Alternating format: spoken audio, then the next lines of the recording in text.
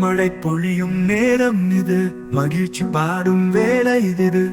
துளி துளியாய் நம் கையில் விழும் தூய கனவுகள் புதைந்து வரும். வானம் பேசும் வண்ணக்கதை, வாழை மீனும் ஆடிக்கதை. பட்டாம்பூச்சி பறக்கும் போதே பாடல் போலவே நடக்கும் சூழல். குச்சி குச்சி காலடி வைத்து குழந்தை சிரிப்போடு ஓடலாம். கட்டும் மழை குடை பிடித்து கதை உலகத்து சேரலாம்.